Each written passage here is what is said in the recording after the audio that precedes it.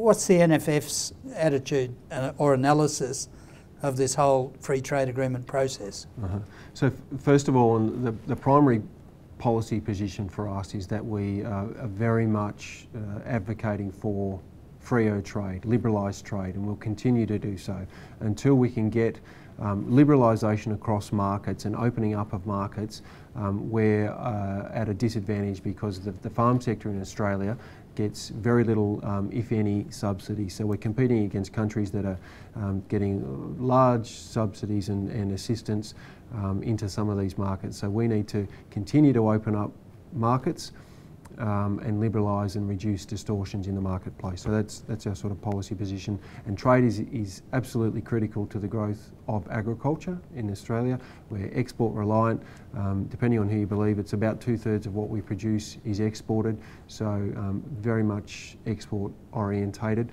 The current government has delivered in terms of completing 2 of the 3 trade agreements that they've set out in their policy election commitments prior to coming to government. So the Korean Free Trade Agreement was signed in December, yet to be ratified. So we need that actually to be ratified in this calendar year so we can take advantage of the benefits.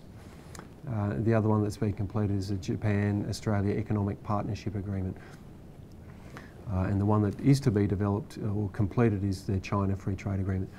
So our mandate when we're talking to government and advocating on behalf of the industry is that the agreements must deliver better than business as usual outcomes, and they must be tangible and they must deliver benefits to on-farm, to profitability on-farm. The Korean one is a very good agreement in the scheme of things. Yes, there was a number of sectors that weren't included in there, and rice is one of the obvious ones. There's a couple of horticulture sectors that missed out. So we were disappointed in one respect, but we did recognise that the Korean agreement across the board was good for agriculture. In terms of eliminating tariffs. So that was a key differentiating factor from the Korean to the Japan agreement. The Japan agreement, I suppose, was less beneficial across the board for agriculture, but there were a couple of key outcomes, and that was significant reduction in the beef tariffs, and there were some other benefits for the horticulture sector. So for us, it's always an issue of advocating for across the board benefits in agriculture, but we know that trade agreements are difficult, and more so to that, agriculture is always going to be more difficult than some of the other sectors. We knew with the Japan agreement that agriculture was going to be sensitive, and we tried to push for as good outcomes as we can. It's a negotiation. We don't always get, we in fact very rarely get everything that we want, so we need to be conscious of that, recognise that the Japan agreement was an achievement, and we hope that it leads to bigger and better relationships from a trade perspective. It certainly appears that it might lead to a sale by the Japanese of $20 billion worth of submarine to Australia as part of that package.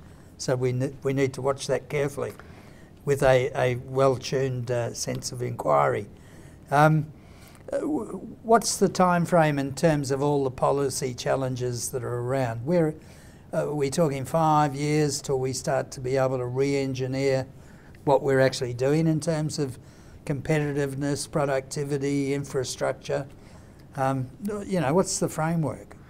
Look, I think it'll vary depending on the issue we're talking about. Obviously, infrastructure is one of those longer-term issues and policy agendas for us, but it does need to start straight away because it is such a long-term and a significant investment in terms of dollars, both from private and from public investment. It's a very longer-term issue. But we do need to start the conversation. We need to actually identify where the biggest bang for our buck is and start investing in that, and making sure that the environment is right, that government can invest and private organisations can invest and they can get their return.